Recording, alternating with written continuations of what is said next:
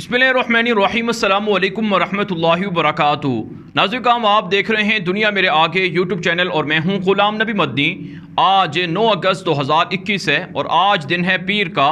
इस वीडियो के अंदर अफ़गानिस्तान की ताज़ा तरीन सूरत हाल, अफ़गानिस्तान से मुताल्लिक नई ख़बरें, नई अपडेट्स और मालूमात आपके सामने रखेंगे। नाज़रीन, अफ़गान तालिबान की रात भर कार्रवाइयाँ जारी रही हैं। अफ़गान तालिबान के हाथों मुख्तलिफ़ इलाकों के अंदर चेक पोस्टें फ़तह हुई हैं। दर्जनों काबुल फ़ौजी हलाक हुए हैं, दर्जनों फ़रार हुए हैं और काबुल फ़ौज के दर्जनों कमांडर सरेंडर भी हुए हैं। जिन इलाकों के अंदर रात गए लड़ाई जारी रही है, रात भर झड़पें हुई हैं, जहां पर तालिबान को कामयाबी मिली है, इस पर सूबा हिरात है और सूबा हिलमंद है, सूबा कंधार है, खोस्त है, नंगरहार है, समनगान है, बगलान है, इसके अलावा कुंदूज के बाकी मानदा इलाकों के अंदर है। और इसी तरह से नाज़रीन काम कुछ दीगर इलाके हैं जिसमें गज़नी है। इन इलाकों के अंदर तालिबान को बल्क के अंदर बिलखुसूस तालिबान को फ़तह मिली है। अफ़गान तालिबान के ज़राए कन्फर्म कर रहे हैं कि अफ़गान तालिबान की फतूहात का दायरा बढ़ रहा है और रफ्ता रफ्ता मज़ीद असला और मज़ीद सूबे तालिबान की गिरफ्त में जाने वाले हैं। दूसरी तरफ से नाज़रीन काम अफ़गानिस्तान के अंदर तालिबान के बढ़ते कब्ज़े, तालिबान की बढ़ती फतूहात और काबुल फ़ौजों की बढ़ती हुई शिकस्त से अफ़गानिस्तान के सियासतदान और अफ़गानिस्तान की आवाम बहुत परेशान है। बिलखुसूस काबुल कठपुतली हुक्मरान परेशान हैं और काबुल हुकूमत के जो सरबराह हैं अशरफ गनी, उनके इस्तीफ़े का मुतालबा कर दिया गया है।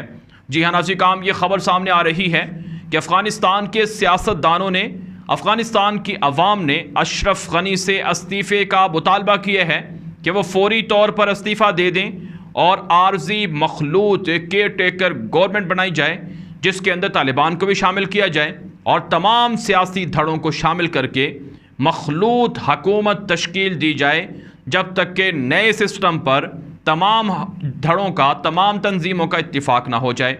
इस हवाले से अशरफ गनी पर प्रेशर बढ़ रहा है कि वह तालिबान के सामने सरेंडर करें और इस्तीफ़ा दे दें और तालिबान के साथ एग्रीमेंट करें मुस्तकिल सीज़ फायर का, जंग बंदी का, ताकि खून खराबा बंद हो, खाना जंगी बंद हो और निहत्ते शहरियों पर, उनके अमलाक पर बमबारी का सिलसिला भी बंद किया जाए। नाज़रीन काम, ये बहुत बड़ा मुतालबा है। यहाँ तक कि सियासतदानों ने कहा है कि एक बड़ा ग्रैंड जरगा बुलाया जाए जिसके अंदर फैसला किया जाए कि अफ़गानिस्तान का मुस्तकबिल क्या होगा।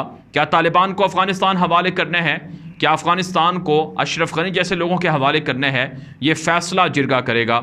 ज़ाहिर सी बात है, जिरगे के अंदर बहुत से कबायली अमायदीन हैं जो तालिबान के हामी हैं, जो तालिबान की हुकूमत चाहते हैं।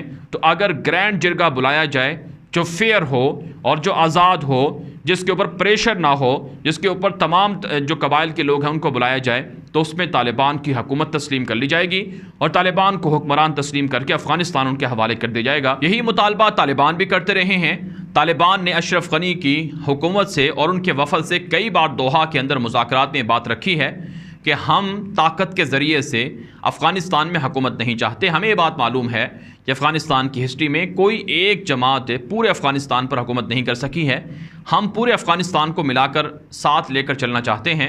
लिहाजा हम ये चाहते हैं कि अवाम पर फ़ैसला छोड़ दिया जाए, अशरफ गनी रिज़ाइन कर जाए, इस्तीफ़ा दे जाए और फिर उसके बाद मुस्तक़बिल का फ़ैसला अवाम की जो राय है उससे करवा लिया जाए।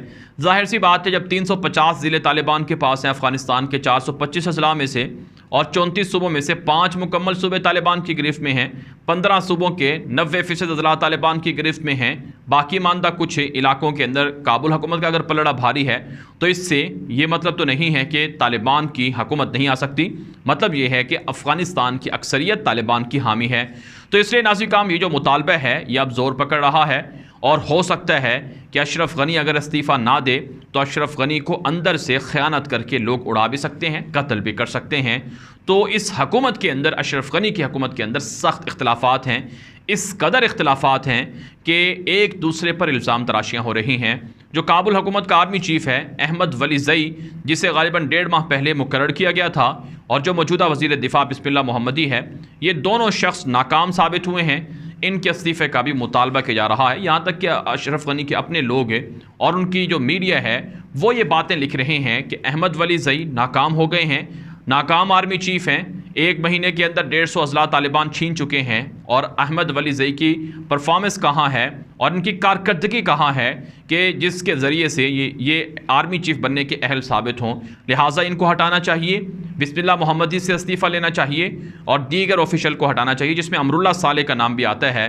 बुनियादी तौर पर देखा जाए तो अशरफ गनी की हुकूमत में हामिद करज़ई हो या फिर गुलबदीन हिकमत यार उनके इत्तेहादी हो, अब्दुल रसूल सय्याफ हो, ये सारे लोग तालिबान के साथ डील करने के हामी हैं और अशरफ गनी से इस्तीफ़े का मुतालबा कर रहे हैं। लेकिन अशरफ गनी इस्तीफ़ा नहीं दे रहा है। वजह क्या है? क्योंकि इसके पीछे, अशरफ गनी के पीछे मोदी खड़ा हुआ है। भारत ने कहा है कि हम तुम्हारे साथ हैं। भारत थपकी दे रहा है कि ठीक है, आप जंग जारी रखें, हम जहाज़ भेजेंगे, हम बमबारी करेंगे, तुम्हें शिकस्त नहीं दिलवाएंगे। और यही कुछ अमेरिका कर रहा है। अमेरिका की जो एम्बेसी है अफ़गानिस्तान के अंदर काबुल में, वो भी यही बातें कर रही है कि तालिबान सीज़ फायर करें, तालिबान के ख़िलाफ़ अशरफ गनी की सपोर्ट हम जारी रखेंगे। जो बाइडन ने यह बयान दिया है कि हम तालिबान के ख़िलाफ़ अशरफ गनी की हिमायत जारी रखेंगे और तालिबान की फ़ोर्स के ज़रिए से, ताकत और हमलों के ज़रिए से मुसल्लत करदा हुकूमत को अमेरिका ने कहा कि हम तस्लीम नहीं करेंगे और हम इस पर पाबंदियाँ लगाएंगे। ये धमकी अमेरिका दे रहा है। लेकिन नाज़िर दूसरी तरफ से तालिबान के साथ रशिया खड़ा हुआ है, चाइना तालिबान के साथ मुआहदे कर चुका है, ईरान की अच्छी अंडरस्टैंडिंग है, पाकिस्तान के तालिबान के साथ अच्छे ताल्लुकात हैं और इसी तरह से ताजिकिस्तान, उज़्बेकिस्तान, तुर्कमानिस्तान, कज़ाकिस्तान और जो दीगर पड़ोसी ममालिक हैं सेंट्रल एशिया के, ये सारे तालिबान को तस्लीम करने जा रहे हैं। यहाँ तक कि भारत भी एक तरह से तालिबान के साथ ताल्लुकात बनाना चाहता है, दूसरी तरफ से तालिबान के मुखालिफिन का साथ दे रहा है। इसका मतलब ये है कि भारत भी तालिबान की हुकूमत तस्लीम कर रहा है। इसके अलावा यूरोप के अंदर नॉर्वे है, पोलैंड है, जर्मनी है, यहाँ तक कि बरतानिया है और इसी तरह से नाज़िर इटली है। ये सारे ममालिक ऐसे हैं जो तालिबान की हुकूमत तस्लीम करके मुस्तक़बिल के सफ़ारती ताल्लुकात बना चुके हैं। तो मजमूई तौर पर अफ़गान तालिबान को पूरी दुनिया एक्सेप्ट करने के लिए तैयार हो चुकी है। तालिबान अब वो नहीं है जो 20 साल पहले थे, बहुत एडवांस हो चुके हैं, बहुत इंटेलिजेंट हो चुके हैं और ये हर तरह की चीज़ को समझते हैं। इनका सियासी दफ्तर पूरी दुनिया के अंदर मकबूल हो रहा है। यही वजह है कि अफ़गान तालिबान को तस्लीम करके मुख्तलिफ मालिक इनसे ताल्लुकात बनाकर तिजारती रिलेशन, तिजारती ताल्लुकात रखना चाहते हैं। लेकिन काबुल हुकूमत ज़बरदस्ती मुसल्लत है और लोगों पर जुल्म करवा रही है, बमबारी करवा रही है। वाराणसी अफ़गानिस्तान से ख़बरें सामने आ रही हैं कि काबुल हुकूमत जानबूझकर झूठे दावे करने में मशहूर है और तालिबान के दर्जनों मुजाहिदीन को शहीद करने का दावा कर रही है। इसी हवाले से नाज़िर हम आपको बारहा बता चुके हैं कि ट्विटर अकाउंट पर तालिबान के सैकड़ों मुजाहिदीन को रोज़ाना काबुल की डिफेंस मिनिस्ट्री शहीद करती है। मैदान के अंदर ऐसा नहीं है, लेकिन ट्विटर पर शहीद हो रहे हैं, जिसमें झूठे और मन घड़त दावे हैं। और अब हम आपको एक ऐसा सबूत दिखाते हैं जिससे आपको अंदाज़ा होगा कि काबुल हुकूमत अब तक तालिबान को शहीद करने के जितने दावे करती रही है वो झूठ और मन घड़त थे और प्रोपेगेंडा थे। नाज़िर जो अफ़गानिस्तान की डिफेंस मिनिस्ट्री के सरबराह हैं, जिनका नाम फवाद अमान है, पाकिस्तान के दुश्मन हैं, ये अपने ट्विटर अकाउंट पर एक वीडियो पोस्ट करते हैं और उसमें ये लिखते हैं कि ये वीडियो है सुबह कंधार की और इस वीडियो के अंदर उन्होंने ये बात लिखी है कि बमबारी करके तालिबान के ठिकाने तबाह कर दिए गए हैं, जिसमें 3 तालिबान और तालिबान के पास मौजूद भारी असलहे का ज़ख़ायर वो तबाह हो गए हैं। नाज़िर इस वीडियो के अंदर देखा जा सकता है, जिस वक्त मैं वीडियो रिकॉर्ड कर रहा हूँ उस वक्त तक तो ये वीडियो उसके ट्विटर अकाउंट पर मौजूद थी, लेकिन बाद में पता नहीं ये शख्स है, क्योंकि तालिबान ने इसके झूठ का पोल खोला है तो ये शायद ये शख्स डिलीट भी कर दे। लेकिन स्क्रीनशॉट हम आपको दिखा रहे हैं कि स्क्रीनशॉट के अंदर, इस वीडियो के अंदर ये देखा जा सकता है कि धमाके होते हैं और ऐसा लगता है जैसे बहुत खौफनाक अंदाज से बमबारी हुई है और वहाँ पर वाकई मौजूद तालिबान को शहीद कर दिया गया है। लेकिन नाज़िर जब इसको हमने रिसर्च किया, जब इसकी तहकीक की, तो हमें पता चला कि ये वीडियो YouTube पर 7 साल पहले अपलोड हुई थी। उसके स्क्रीनशॉट आपको दिखाते हैं। ये असल वीडियो है जो किसी मुल्क के अंदर धमाका खेज मवाद या बमों की टेस्टिंग की है, तजर्बे की है। इसको काबुल हुकूमत की डिफेंस मिनिस्ट्री का सरबराह और तर्जुमान ये बनाकर पेश कर रहा है कि ये कंधार की है, ताज़ा है, तालिबान को इस तरह से मारा जा रहा है। नाज़िर इसके अलावा भी उनकी डिफेंस मिनिस्ट्री का ट्विटर अकाउंट अगर आप चेक करेंगे तो वहाँ पर आपको ऐसी बहुत सी वीडियोस मिलेंगी जिसमें इस तरह के दावे हैं, लेकिन हकीकत ये है कि ये फेक हैं, पुरानी वीडियो हैं और एडिट करके इनको अपलोड किया जा रहा है और झूठे दावे किए जा रहे हैं। इसलिए तालिबान कहते हैं कि हमें इन झूठे और मज़ाक़खेज़ दावों की तरदीद करने की ज़रूरत नहीं है।